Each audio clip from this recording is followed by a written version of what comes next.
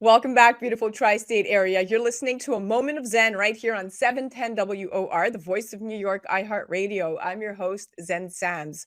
Up in just a few minutes in our Going Deep segment brought to you by CO2 Lift, we're featuring Dr. Amir Marashi, a board-certified gynecologist specializing in labiaplasty, vaginoplasty, pelvic pain, and endometriosis. He's based out of New York City, Miami, and Houston, and he's also the founder of Cerē, the first ever pleasure product brand designed by physicians.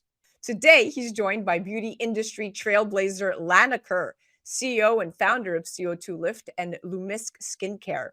They're going to help me demystify sexual shame and talk openly about women's health and wellness.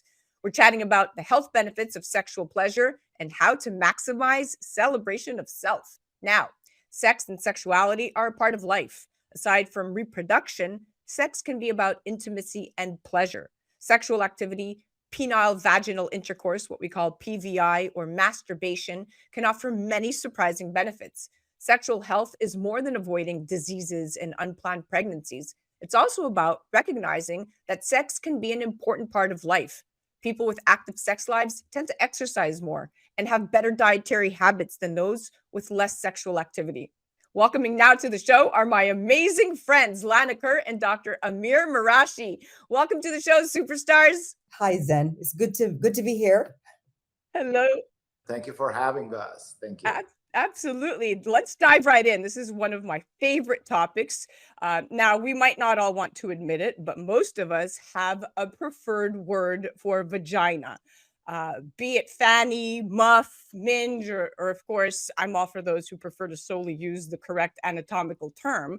But vagina nicknames are, in fact, here to stay. And a lot of them are quite funny. And quite frankly, life is boring when it's not spent having a little bit of laughs over terms like lady garden, right?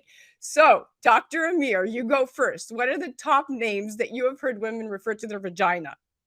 I heard so many. I heard the cooch, pookie, cookie, you can name it. I hear so many things. And in the beginning, I didn't know some of them. I'm like, what is that? Being a gynecologist, I knew it should be, either the breast or vagina. So I had to ask my colleagues sometimes. But depending on what neighborhood you work in or what population you are talking to, they use completely different words. So my nurses from the Caribbean, when I do vaginoplasty, they call it the ton-up surgery. And they're like, oh, fix the pum-pum ton-up. So I didn't even know what pum-pum is, but I learned about that. That is so funny. Okay, Lana, come on. You must have heard some top names as well doing what you do. It's interesting what Dr. Marashi was saying. That pum pum is so Jamaican, and I'm from Jamaica, so they use it. But using that word actually just is so. It brings so much shame to me for some reason, just how I was brought up. But yes, it's funny, Zen, but it's kind of sad that we still, as adults, have such names for the vagina, because I like to call it the vagina. But again, I've heard, you've heard hoo-ha, your vajayjay, your downstairs, your kitty, your flower. But just on the flip side, I've never heard a grown man calling his penis the willy. Let me just play with my willy, So but yet women have these other words. But yeah, but those are, I mean, there are tons of other words. But again, like you, I prefer the term vagina. You're right. We have to start to demystify the shame around that word. We're at the beginning of redressing the wrongs and misinformation around this neglected organ. And so I think it's interesting that, there's actually code words for something that should be so simple. So I like it. I like to get the perspective on all of this. Now, Dr. Amir, why do you think there's shame and embarrassment? I mean, women know why there should be shame and embarrassment around the concept of talking openly about genitalia. And quite frankly, we don't get it because we talk openly about it to each other and to our kids. It doesn't make sense to us. Why do you think that there's shame and embarrassment in the word sex and vagina? Is it cultural? It's so unfortunate, and I'm glad that you asked that, even in medical work. What's the name of this entire area? The name of this entire area in medical textbooks is pudendal area. You know what pudendal mean? In Latin, it means the area to be ashamed of. But that's for women. Because for men, as you said, that shame doesn't exist. That's because, as I said in the beginning of my book, A Woman's Right to Pleasure, I always believed that God was a man, because I felt like there is such a big difference on the way that we are treating women versus we are treating men.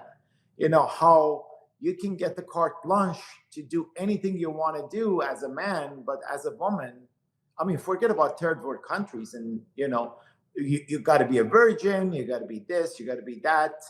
But there is so much taboo and stigma, about this area and talking about it. The clitoris, the anatomy of clitoris. By the way, this is, since you talked about Cerē, this is the first pleasure tool that we built in the shape of clitoris. So this is the entire anatomy of clitoris. They told us in medical school that only this tip is the clitoris. We didn't know it's so big.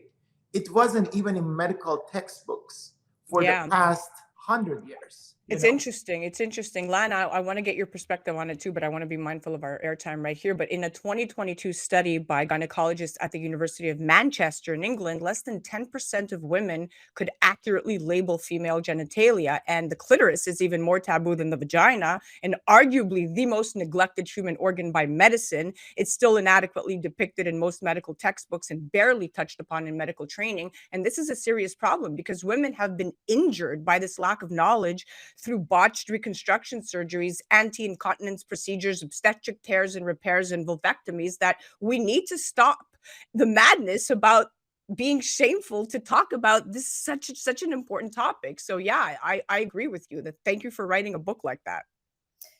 And Zen, Go even ahead. to speak to what you say, I think that shame that we talk about has even contributed to the prevalence of sexual abuse in what is the statistic? 1 out of every 3 women under the age of 18 have been sexually abused. And I think one of the reasons is that they can't even talk to an adult. There's so much shame about it that they feel they feel muffled in talking about what is happening to them. So I think the more we can remove the shame or de-shame, or to make people see that this is just a normal part of our body, that even it will help our young ones growing up to not feel that way. I couldn't agree more. Now, Dr. Amir, there's an entire group of women that are now proactive in wanting to feel more comfortable with their bodies, wanting to use procedures that will help vaginal rejuvenation. So this is something that we're seeing more and more of, because 20 years ago, this was completely taboo. If you went to the gynecologist and asked for vaginal rejuvenation, they looked at you like you were an alien. So Dr. Amir, how do you feel about vaginal rejuvenation? I mean, is this something that women should be practicing regardless of getting old or not? Listen, what happens, we all start, all parts of our body, we start like a beautiful plump plum, and we end up becoming like a prune. We lose weight, we lose water, we lose collagen. This is the entrance of the vagina, and the vagina is right behind it. People tend to think that vagina is like a flat, so penis goes right inside it. It's not like that. It has a downward angle. Why? Because when the penis enters, penis needs to hit the front wall of the vagina, where you have the clitoris sitting on, and they call it G-spot, G-zone, whatever you want to call it. You have 12,000 nerves sitting up there. So the angle needs to be like this. What happens with age? This angle ends up becoming flat. So you're having penetration and you don't really feel it. And you're like, oh, you know what? I don't like to be with him anymore. I don't enjoy it. You have less and less sex, and it just becomes a chore. So vaginal rejuvenation, I tell people, I'm like, make sure you do it with somebody who knows the anatomy, because it's really all about fixing the angle. You don't need to make it tight from beginning to the end. You fix the angle, you bring it to what it was before, and you get maximum exposure for the clitoris inside and out. And that's why, knowing the biomechanics of intercourse is very important, and it's not studied at all. We don't put as much pressure that I need to put on intercourse and sex as we are putting on anything else. Look on Viagra. For men, there is so much research. Oh, yeah. I was just gonna, you're bringing up a good point. For men, you have tons of research. For women, not so much. Under-researched, underfunded, under-promoted, the whole thing.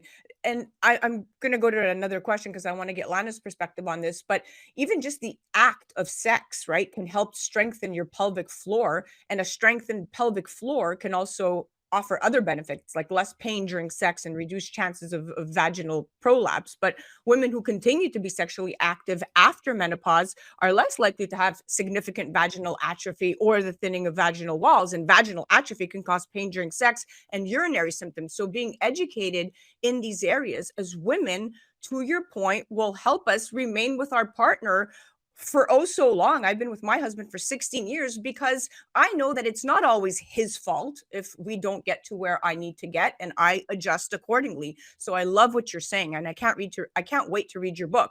Now, Dr. Amir, Lana, you could go first. You're an expert in this field. What solutions are you recommending non-invasively for vaginal rejuvenation? Well, thank you for that question. And just to kind of address it, we're talking about vulva vaginal. So Dr. Marashi talked about, penetration going in through the vagina, but most women get satisfaction of the clitoris. And that is not just what you see sticking out, that iceberg, but it's like that iceberg is underneath. So you have to regenerate the whole tissue. And I like that he compared it to aging. And because he compared it to aging, and we're losing collagen, we're losing elastin, we're losing hydration, we need to do the same thing down there. We need to bring back the skin, thicken back that skin, bring blood flow to that area. And so, I like, we have the CO2 Lift V, which just does just that. It brings blood flow to the area. So it's nourishing that tissue, that clitoris, that vulva area. It's thickening the vaginal tissue, and it's increasing nerve endings. So you get that at a you can, as you start losing it, you can start building that back. So the CO2 Lift V is an at-home treatment that women can do in the privacy of their homes that makes that happen very quickly. I couldn't agree more. Lana, I truly was blown away. I tried CO2 Lift V. It lifted, it hydrated, and rejuvenated everything down there in just 3 applications. I mean, it helped tighten and lift it all, basically using carbon dioxide. It was so simple. It enhanced circulation by rushing oxygen-rich blood to tissue and regenerated cells to improve sensitivity and lubrication. This was major for me. So thank you so much for sending that product. Yes. Now, we are officially out of time, but thank you so much, both of you, for a very, very enlightening conversation. Thank you for having us. Absolutely. Guys, that was our Going Deep segment brought to you by CO2Lift.com. That was beauty industry trailblazer Lana Kerr, CEO and founder of CO2 Lift and Lumisque Skincare. And that was the incredible Dr. Amir Marashi. Check him out on the gram at NYC Gyno. And always check out at Get Cerē, a woman's right to pleasure. You're going to see incredible products there brought to you directly by physicians. You're listening to A Moment of Zen right here on 710 WOR, the voice of New York, iHeartRadio. We'll be right back after this. A Moment of Zen is brought to you by Your Home TV. Hi, this is Kathy Ireland here on A Moment of Zen, brought to you by Your Home TV. We've developed an all-inclusive subscription-free network that you're going to love, whether it's financial freedom, fashion, beauty, health and wellness, wonderful weddings, travel and culture, cooking, entertainment, and short-form documentaries, programming for everyone. Classic films and new shows, including Kathy Ireland Presents American Dreams. We've developed this network just for you. Please check out yourhometv.com. Tune in to A Moment of Zen, Saturday nights from 9 to 10 p.m. on WOR, the voice of New York, iHeartRadio. Welcome back, beautiful tri-state area. You're listening to A Moment of Zen right here on 710 WOR, the voice of New York, iHeartRadio. Welcoming back to our Going Deep segment brought to you by CO2Lift.com. We're chatting with trailblazer industry expert Lana Kerr, CEO and founder of CO2 Lift. And we're chatting with the incredible Dr. Amir Marashi, NYC Gyno, NYC's finest gyno. Welcome back, my dear friends. Thank you. Okay, let's jump right in. Now, Dr. Amir, how would you recommend parents to help their children in this area, and how young should healthy conversations about sex and genitalia start, in your opinion? I mean, I tell all parents you shouldn't really lie to your kids about anything or don't make stories. You can start telling them about everything as early as they can understand. I mean, for different kids, it's different. Sometimes they may be like 10 years old, they may be 15, they may be 12, somebody may be like even 7 years old. When you talk to them, you don't need to get too deep into it, but you tell them, well, you know what? First of all, yes, this is the private part. This is something that's very private, very sacred, and it's important for you to know because you don't want your kids to be too open in the beginning when they don't have the mental compass to get abused or somebody else. So they need to know that's private, but they need to know about the anatomy of it. They need to know about what's going on there and why it's private, why it's sacred. But there's no problem about exploring it and knowing about it and knowing that this is the pleasure organ. This is the most, I think, sacred, but the most important organ that you have, one of the pillars of your happiness. So you got to talk about it, and you need to make them comfortable talking to you as a parent about it, not going and learning the stuff from their friends or something. Yes, that's so important. You have to be the source of information, if you, at least to control the narrative in your household. I'm curious to hear Lana's perspective on this. Yeah, I like what Dr. Marashi said. I think that parents have the responsibility to help their kids very early on recognize how sacred this is. First of all, by just simply naming it in the correct words. I mean, I have 2 boys, and when they were long, I said, "This is your penis." We didn't say, "This is your willy." We didn't use those terms. This is your penis. And if I had a daughter and I have nieces, I know their parents talk about, "This is your vagina." This is private to you. This is something special. You don't want, and so you kind of make them celebrate, understand how important it is, but it's not shameful, but it's certainly private, and you don't want anyone touching this. And and as they get older, then you can explain obviously the sexual benefits, but even from their young, you want to definitely name it for what it is, which is your shoulder. This is your vagina. This is your knees. I mean, and if you do it in a matter of fact way, they will understand that it's just like any other body part, except that it belongs to them. This part of you is private and shouldn't be touched by other people. I love what you're saying. Now, in the study of immunity, actually statistically, people in romantic relationships, people who had sex frequently, 1 to 2 times a week, had more immunoglobulin A in their saliva, and people who had infrequent sex, less than once a week, had significantly less IgA. Now, immunoglobulin is the antibody that plays a role in preventing illness and is the first line of defense against the human papillomavirus, or HPV, what we call. So that's an interesting fact. Now, Dr. Amir, what are the different requests you are currently seeing in your practice surgically, and what category of women are seeking your services? Is it porn stars, regular women, models, actresses? I'm curious to know about who your patients are. Of course, everybody likes to talk about the actresses and the housewife, basketball wives, all of those, and I'm very happy to have those patients and that kind of following. But at the same time, I have all regular patients, a lot of regular patients. We get a lot of botched labiaplasties, unfortunately. So over 50% of my labiaplasties are a repeat labiaplasty, on somebody who it got botched, just because there isn't too much knowledge about it. There isn't even enough training to physicians on this. I did my OBGYN residency. There's no OBGYN residency or plastic surgery that they teach you or train you on labiaplasty at all. And that's why I have we did the first rotation for OBGYN residents, the first official rotation on cosmetic gynecology, that we had residents coming from Duke, from different hospitals in Brooklyn. They came to actually spend a whole month and learn about this, because people are going to ask you for it.